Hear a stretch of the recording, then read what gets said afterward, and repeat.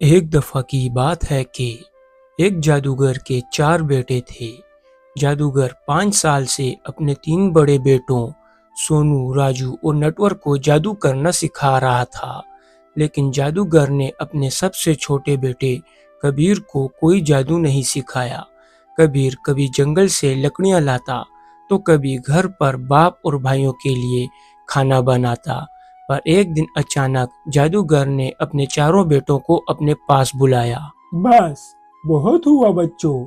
पिछले 5 साल से मैं घर से बाहर नहीं गया ताकि मैं तुम तीनों को अपना सारा जादू सिखा सकूं, ताकि तुम लोग भी मेरी तरह लोगों की मदद करो और मेरी तरह खूब नाम कमाओ।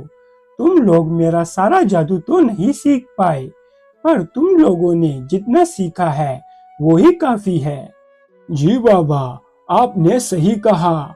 हमने आपसे अब तक जितना भी जादू सीखा है, मैं समझता हूँ इससे ज्यादा सीखने की हमें जरूरत नहीं है।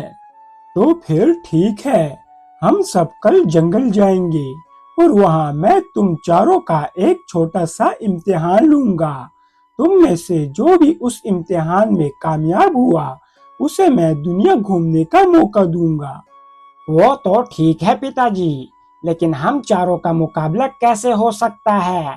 क्योंकि हम तीनों ने तो आपसे जादू सीखा है, लेकिन कबीर को तो कोई भी जादू नहीं आता। बच्चों, मैंने कबीर को इसलिए जादू नहीं सिखाया क्योंकि वो तुम तीनों से अलग है। उसे किसी भी जादुई शक्ति की जरूरत नहीं, क्योंकि उसके पास पहले से ही बुद्धि की शक्ति है, और जिनके पास बुद्धि हो उन्हें किसी जादू की जरूरत नहीं होती।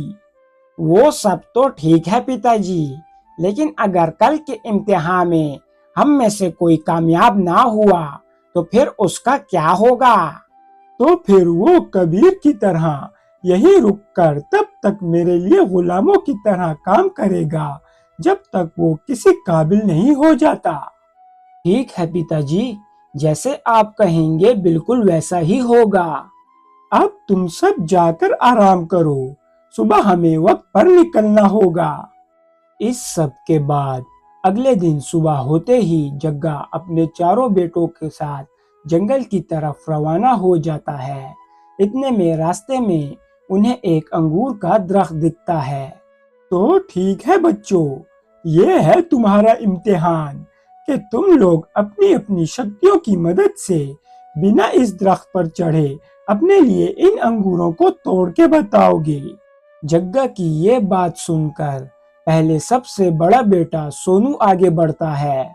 बस इतनी सी बात पिताजी, ये तो मेरे भाई हाथ का खेल है। इस सब के बाद सोनू एक मंत्र पढ़ता है, जिसके बाद बिल्कुल दरख्त जैसे अंगूर अचानक से उसके हाथ में आ जाते हैं। अब देखो भाइयों, मेरे जादू का कमाल। अब दूसरा बेटा राजू आगे बढ़ता है और अब वो अपना जादुई मंत्र पढ़ना शुरू करता है, जिसके बाद एक तोता उड़ता हुआ आता है और अंगूर के दरख्त से कुछ अंगूर तोड़कर राजू के हाथ में लाकर रख देता है। देखा भाइयों, मेरे जादू का कमाल। तो ठीक है, अब मेरी बारी, बस देखते जाओ। अब तीसरे बेटे नटवर की बारी होती है। अब वो अपना जादुई मंत्र पढ़ना शुरू करता है, जिसके बाद अचानक से जमीन से एक पौधा उगता है और उस पर बिल्कुल दरख्त जैसे अंगूर उग जाते हैं। वाह बच्चों वाह, तुम तीनों ने तो कर दिखाया। चलो बेटा कबीर, अब तुम्हारी बारी है।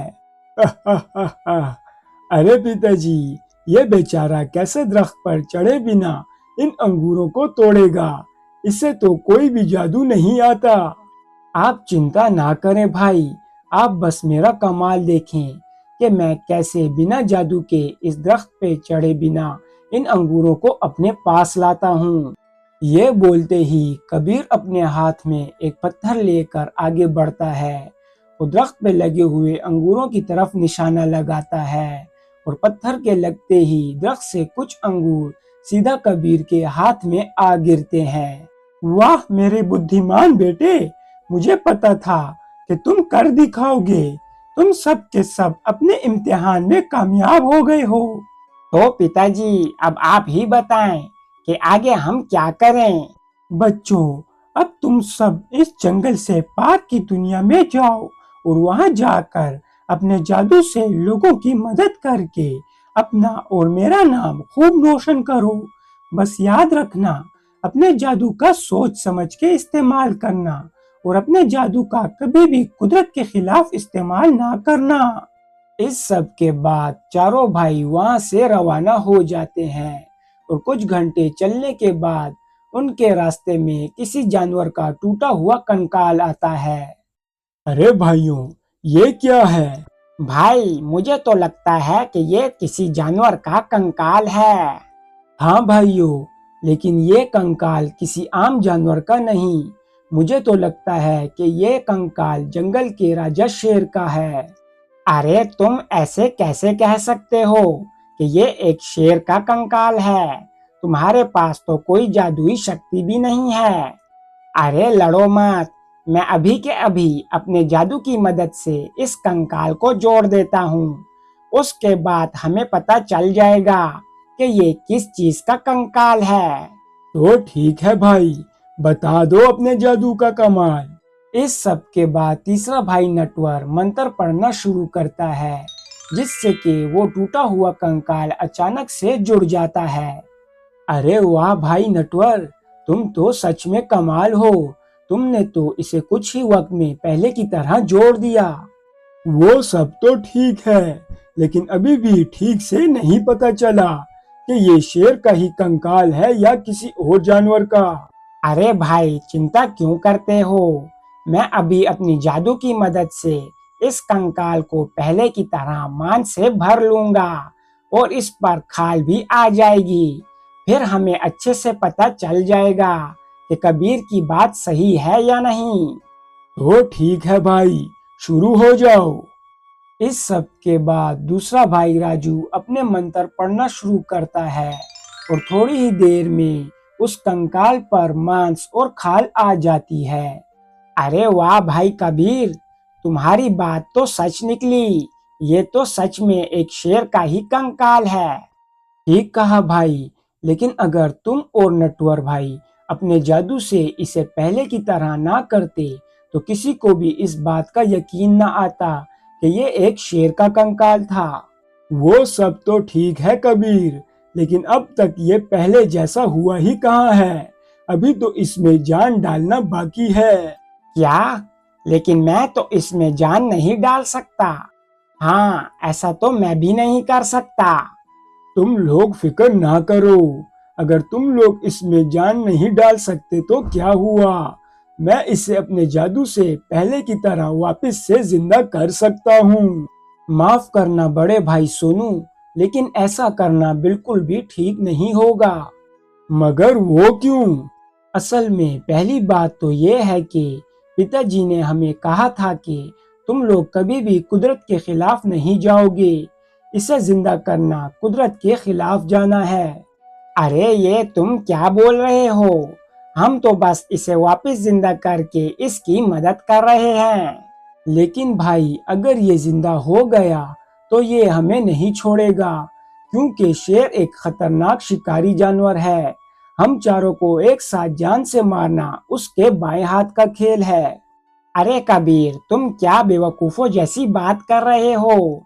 भला ये शेर हमारे जादू के सामने कहाँ टिक सकता है? अगर तुम्हें इससे डर लग रहा है तो तुम जाकर कहीं छिप जाओ। तो ठीक है, मैं उस पेड़ पे चढ़ जाता हूँ, फिर तुम चाहो तो इसे जिंदा कर लेना। मैं तुम लोगों के साथ अपनी जान को खतरे में नहीं डाल सकता। हाँ हाँ, जाओ और छिप जाओ। वैसे भी तुम्हें तो हमारी तरह जादू नहीं आता। अगर तुम गलती से भी इस शेर के हत्थे चढ़ गए तो खुद को बचा नहीं पाओगे।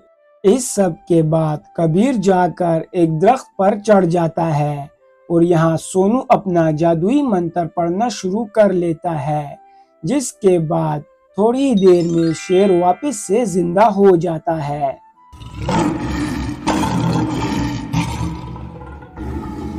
अरे भाइयों, ये तो सच में एक बहुत खतरनाक जानवर है।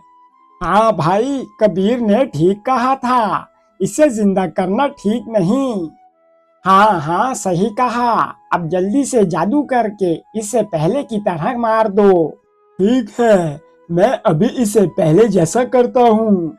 ये बोलकर जैसे ही तीनों भाई मंत्र पढ़ना शुरू करते हैं तो शेर उन पर हमला कर देता है और मंत्र पूरा होने से पहले ही उन तीनों की जान ले लेता है और बेचारा कबीर दूर से ये सब देखता ही रह जाता है।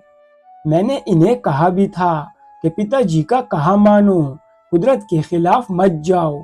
अब देखो, तीनों अपने जादुई शक्तियों के घमंड की वजह से अपनी जान गंवा बैठे।